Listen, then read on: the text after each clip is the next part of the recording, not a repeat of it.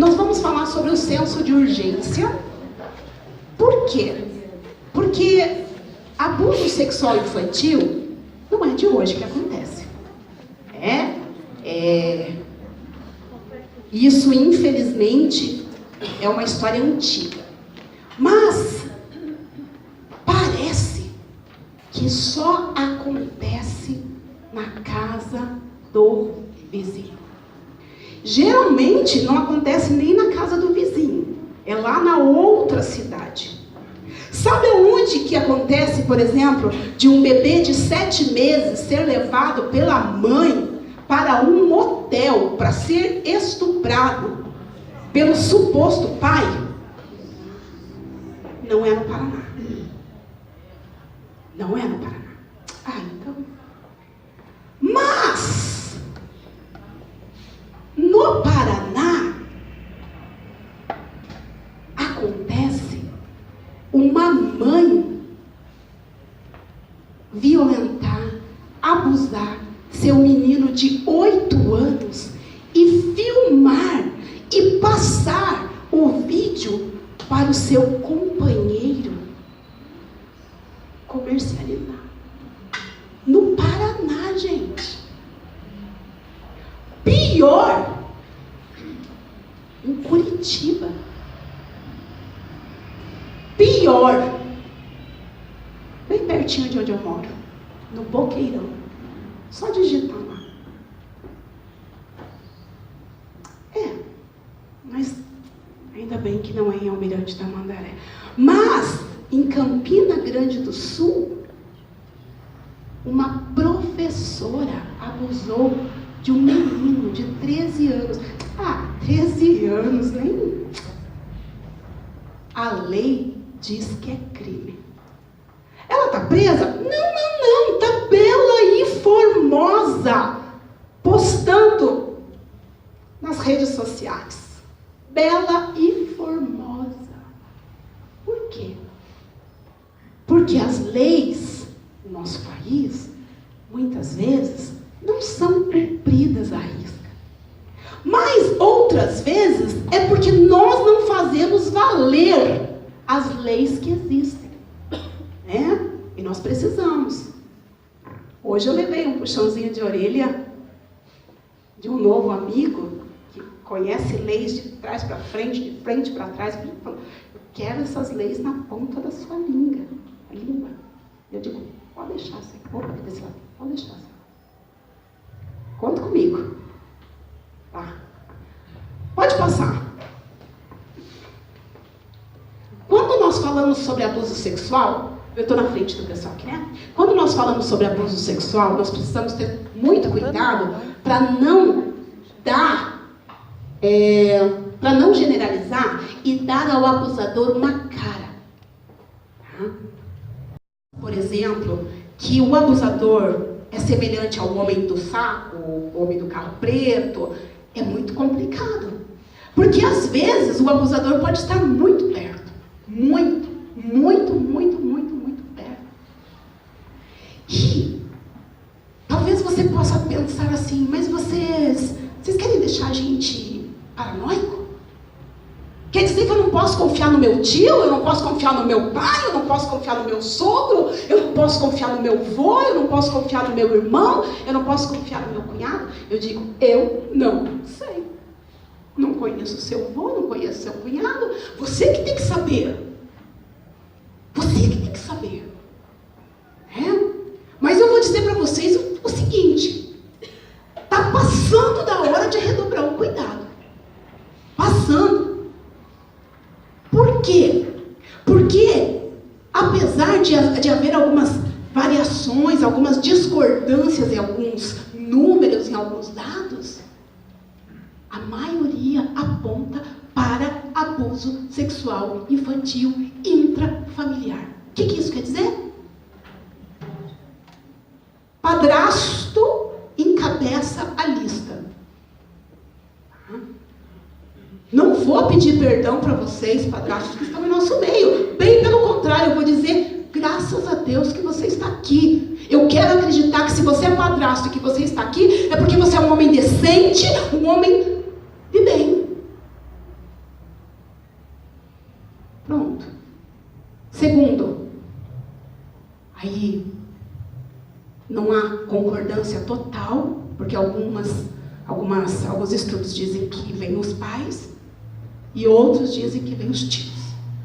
Então tem essa divergência aí. Mas pais contam também nessa lista grandemente. Da mesma forma, não pediria desculpa aos pais que estão aqui, bem pelo contrário, eu vou dizer, louvado seja Deus. Um dia perguntaram para mim, mas no chá de bonecas os pais podem estar juntos? Devem. Não é obrigatório, mas devem. Porque eu não deixaria minha filha de 4, 5, 6 anos, 10 anos, 12 anos que fosse, para uma igreja, ou para uma escola, ou para onde fosse, que fosse para estar me ensinando sobre prevenção de abuso sexual infantil, que eu não soubesse o que estaria sendo tratado, gente. Eu fico pasma quando nós vamos fazer um chá de bonecas e no final, porque daí tem um período lá que nós nos reunimos com os pais, que tem 3 mães. 40 meninas e 3 mães. Pasmem. Mas é assim que acontece. Por outro lado, esses dias nós fizemos numa igreja um chá de bonecas, que além de ter várias mães, tinham vários papais. Eu fiquei maravilhada. E no final, um deles perguntou, posso falar com você 1 minuto? E claro, estamos aqui para isso. Ele falou, olha, a minha filhinha estava aqui, ela só tem 3 aninhos, mas a irmã falou que ela podia, porque ela é bem espertinha. E nós trouxemos ela, eu e minha esposa, e eu costumo ajudar ela no banho. Você acha que eu não devo? Falei, olha, meu querido, se você está vindo me perguntar, é porque você já está confortável com isso. Mas é assim, eu não posso dizer que um pai não deva dar banho numa criança. Não falo isso. Ou melhor, eu não falo que um pai não possa dar um banho. Mas eu pergunto, por que um pai precisa dar um banho numa menina? Por quê? Ah, é porque eu fiz uma cirurgia, porque eu não estou em casa, geralmente, no horário. Ah, entendi. Agora, porque eu acho que... Repense seus conceitos.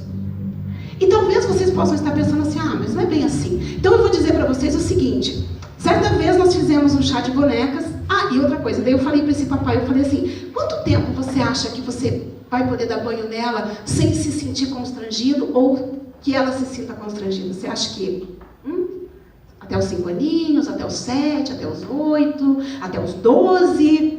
Porque a sua esposa provavelmente vai poder dar banho nela até quando ela for para a maternidade, sem nenhum constrangimento. Agora você, se você sabe que você só vai poder dar banho na sua criança, na sua menina, até, então por que não parar já? Se é só por uma questão opcional, tipo, não, eu acho que não tem nada a ver. É a mesma coisa que o beijo na boca.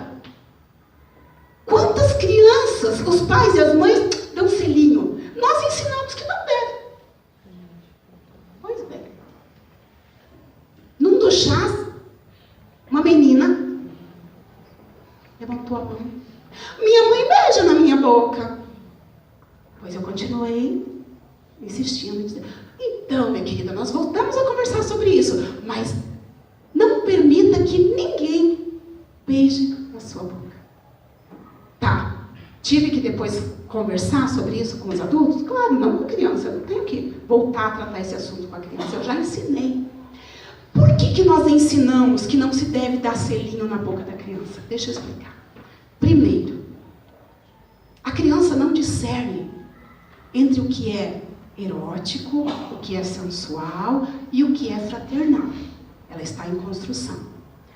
Outra, você beija na boquinha da sua menina, você que é mamãe, tá? E você leva ela para a escola, que de repente a amiguinha que está sendo molestada possa querer beijar na boca dela. Bom, tá? Mais um fator. Mas pode ser também que ela veja a mãe da amiga beijando a esposa da mãe da amiga. Só que você pode esperar, quando eu digo você no sentido geral, que, qualquer dúvida, minha filha falaria isso comigo. Não. Crianças, muitas vezes, elas não ficam refletindo como nós. Certo, errado? Devo fazer, não devo fazer? Não. A criança, ela vai absorvendo, tá? Ela vai absorvendo e, muitas vezes, sem até mesmo questionar. Por isso, né, nós temos que tomar muito cuidado, e é de consenso de psicologia e de pedagogia, que é na tenra idade que você ensina, que é formado o caráter. Né? Então, eu sempre entendi que o beijo na boca não era saudável, não era correto. Aí, então, um dia eu ouvi um sexólogo, Dr. João Borzino, explicando por que não é correto. Aí ele traz uma análise clínica. Eu disse, pronto, fechou, meu amigo. Bom, então, quando nós pensamos, e quando eu escrevi a história, O Coração de Coralina, eu tive essa preocupação. Por quê? Porque tem material aí que vai ensinar a criança a se proteger, mas coloca o personagem como o pai do amiguinho. E às vezes é o irmão que está abusando. Às vezes é o primo que está abusando. E a criança só entende que isso pode, o que não pode é o estranho. Né? Certo? No Coração de Coralina, nós falamos que as partes íntimas, ninguém deve mexer. Ninguém. Aí tem uma parte, olha que interessante como que a criança é dúbia, né? Porque nós trabalhamos com meninas de 4 a 12. Então, as de 10, 12 já compreendem um pouco melhor. Então, nós perguntamos assim, e se você for ao médico, e o médico quiser mexer ou precisar mexer nas suas partes íntimas, sim ou não? Pode ou não pode? Aí elas ficam. Um pouco diz que sim, uma parte diz que não. O que vocês acham? Como vocês responderiam para essas crianças? Não? Se a mamãe estiver junto, ou o responsável que levou. Imagine que a criança se fere na escola, nas partes íntimas, de repente, e precisa ir para o médico. Então a gente deixa bem claro. Por quê? Porque não faz muito tempo foi preso um pediatra, que enquanto a mãe, ele encaminhava a mãe, mandava a mãe para preencher formulários, ele abusava de um bebê de pouco mais de dias e filmava.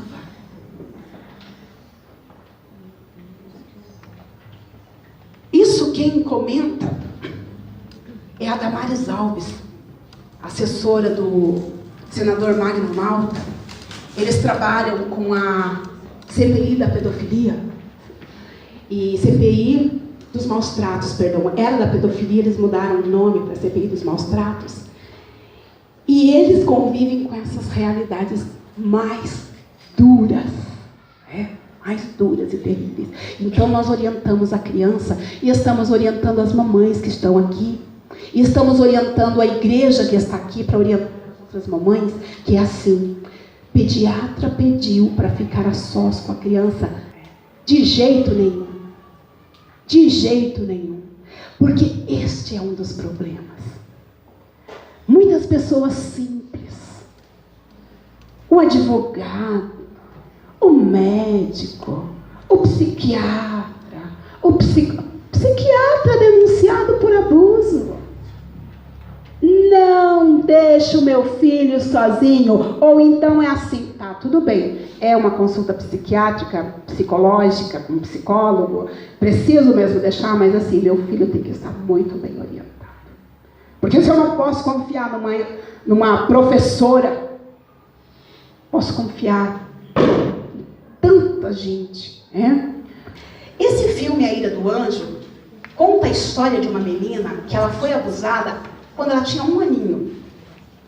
E ela não tinha registro de memória concreta, mas ela tinha pesadelos com o pai dela, que era o abusador. Tá?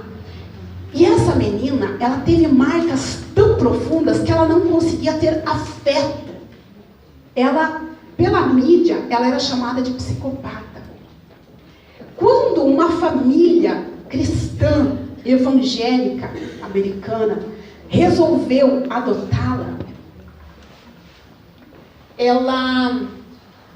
Depois, quem quiser pode pegar o meu WhatsApp, que eu passo para vocês o link desse. Esse aqui é só o depoimento, tá? O filme mesmo chama-se A Ida de um Anjo. Ela era tão perversa que quando ela foi adotada, os pais adotivos tinham que trancar as portas. Quem aqui já assistiu esse filme? Não, né? Eles tinham que trancar as portas porque ela tentava matá-los. Ela ia na gaveta, mas isso, gente, com 5, 6, 7 aninhos. Tá? Quando ela dá a entrevista, eu acho que deve ter uns 8, 9 anos. Hoje, ela tem uma ONG, que ela trabalha junto com a mãe adotiva. O Senhor Jesus precisou entrar na história dessa menina, através dessa família que a adotou. Ela tentava matar o irmãozinho. Ela tinha ódio. Mas ela só tinha 1 aninho quando ela foi abusada. Então, no subconsciente dela, ficaram muitos registros. Eles precisaram fazer um trabalho muito profundo com ela, para que ela pudesse ser resgatada. E isso tudo ali, através do amor de Deus. Eu ia passar para vocês também um segundo vídeo, que esse segundo vídeo não é uma história real, mas é baseado em fatos reais, que depois eu também passo o link para vocês, que é quando o grupo Preto no Branco canta uma música muito linda, uma canção muito linda. E este vídeo, ele é intercalado com um curta-metragem, com partes de um curta-metragem, que foi feito por um grupo, acho que é Infância Protegida. Infância Protegida. E esse curta-metragem mostra um pedófilo, você já assistiu, né? Que ele se aproxima de um grupo de meninos que estão jogando bola. Ele chega, muito simpático, paga picolé para eles e depois convida um dos meninos para ir à casa dele. Aí um outro menino diz assim: você não vai com ele, né? Ele é estranho, você nem conhece o cara. Aí ele diz: qual que é, Pia? Eu sou aqui da vila, eu conheço vocês, não sei o quê. E leva este menino. E lá ele estupra este garoto. E o garoto cresce com muita revolta e quer então matar este homem. Mas aparece um ser, que eu creio que é um anjo enviado pelo Senhor. Mas isso é um filme, tá? Ele não é uma realidade, mas ele é baseado nesses fatos reais. E o rapaz estava indo para matar o seu algoz. E então este ser, né, que representa ali um anjo, ou a pessoa do Senhor, ou o Espírito Santo, diz para ele: olha, você precisa de algo para a sua vida. E é ali quando Deus trabalha no coração desse jovem. 2 casos diferentes. Um real, outro baseado em fatos reais.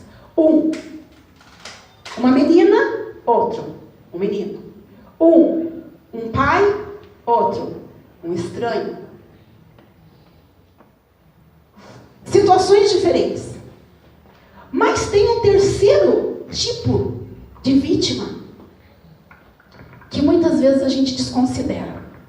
Sobre este eu quero falar um pouco mais, que são crianças que são vítimas de outras crianças. Oh, será?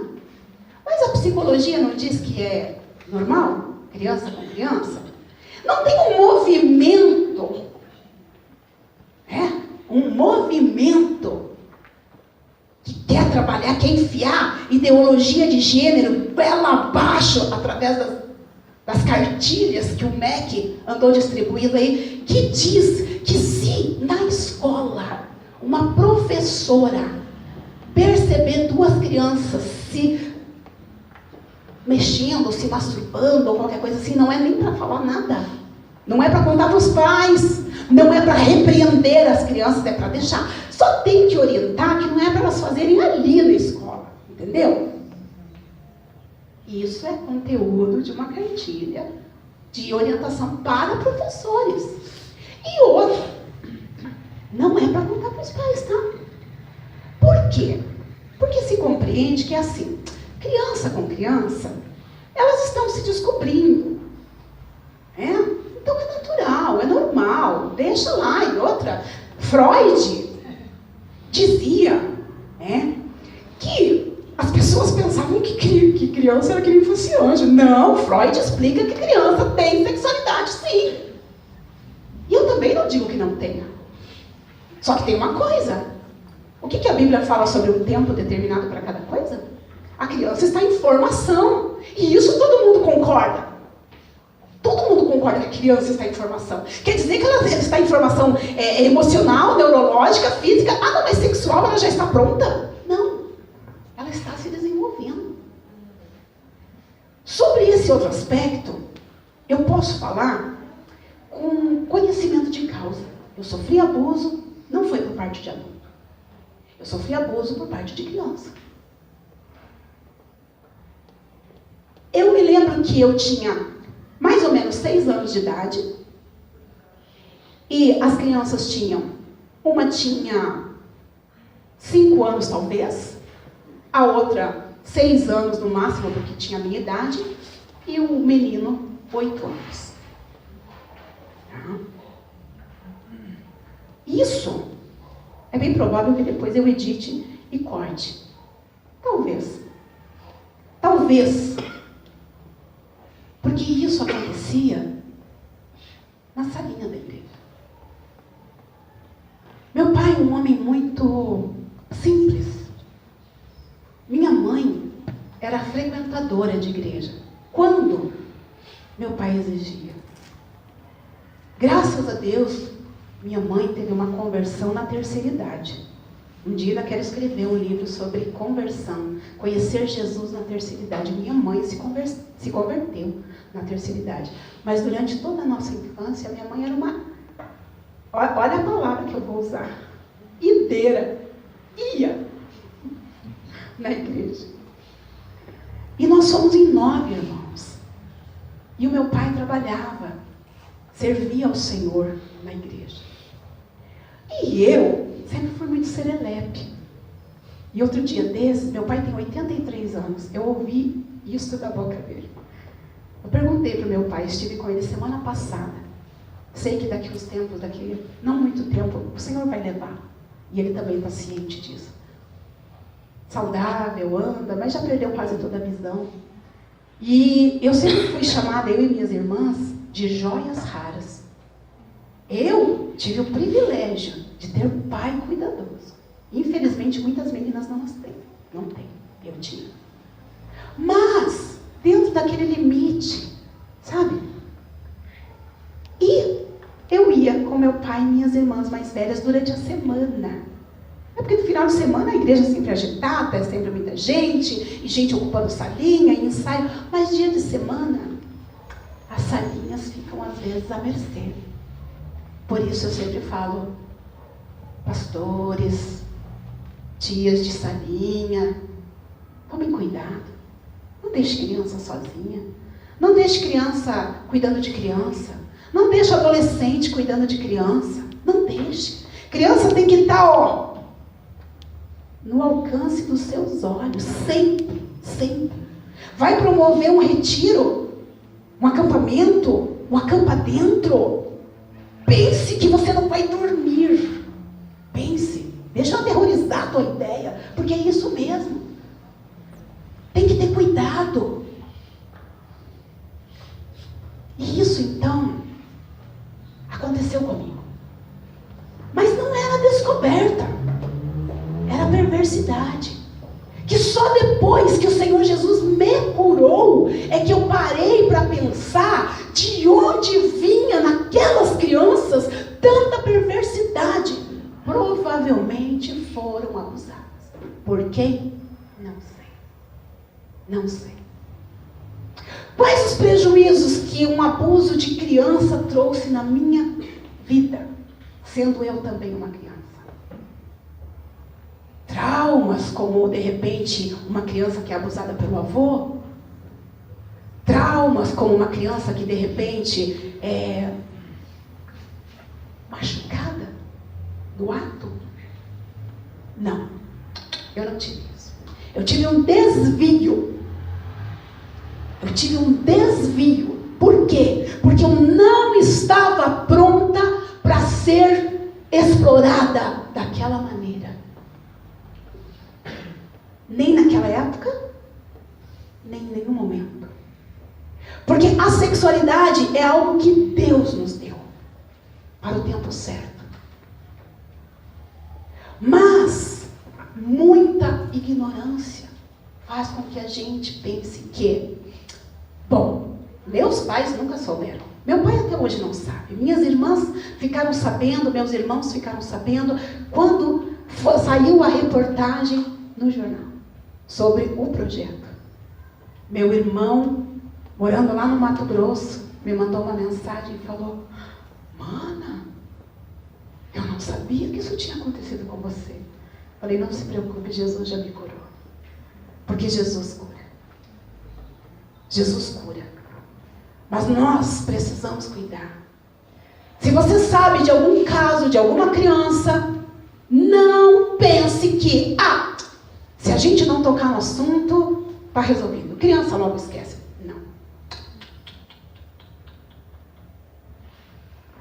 Pode até ficar lá guardadinho,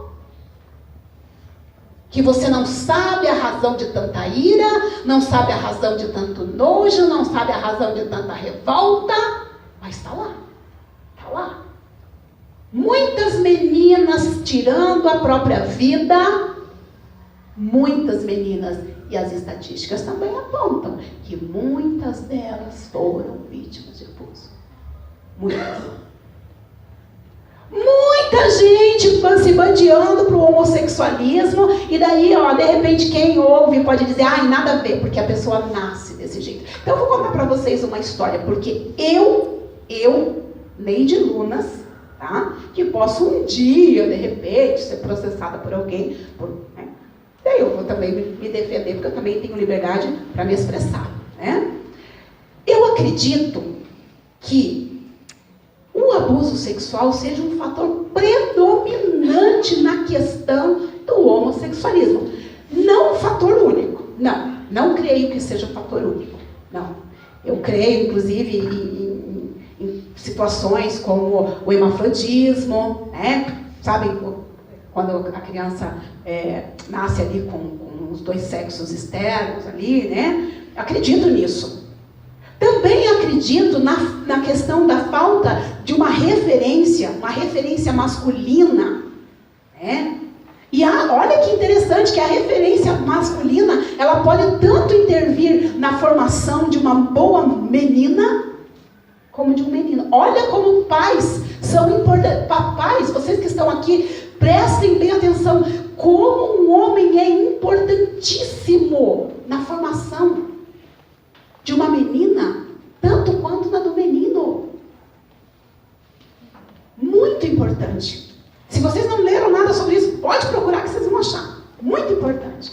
Muito importante um elogio para uma filha, muito importante um passeio de mão dada com uma filha, muito importante, muito. Eu me lembro que o meu pai, imagine, eu sou a 7ª filha, então meu pai já tinha uma certa idade. Sabe, homem não muito culto, embora gostasse de ler. Eu lembro que ele tinha uma preocupação. Mal sabia ele que, infelizmente, a minha vida já tinha, de certa forma, sido maculada. Mas eu lembro que meu pai me falava.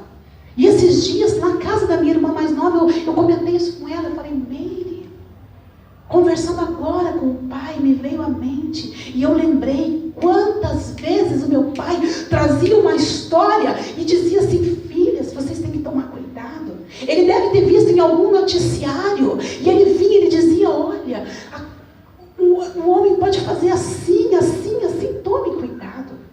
Eu sei que o cuidado dele era só com pessoa estranha, com estuprador de rua, aquele lá que nunca... Eu sei, mas já era um cuidado. E nós precisamos ter esses cuidados. E eu acredito, como eu estava falando, que o abuso é um dos fatores predominantes.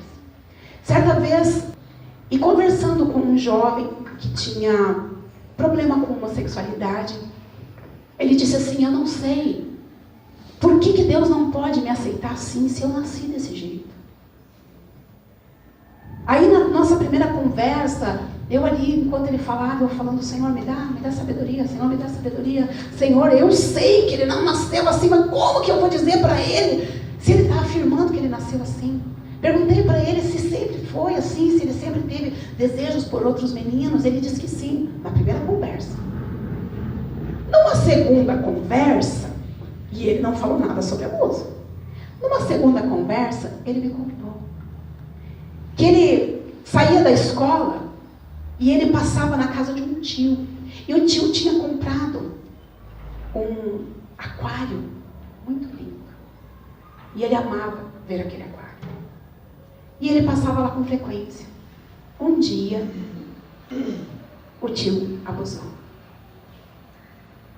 Só que ele voltou.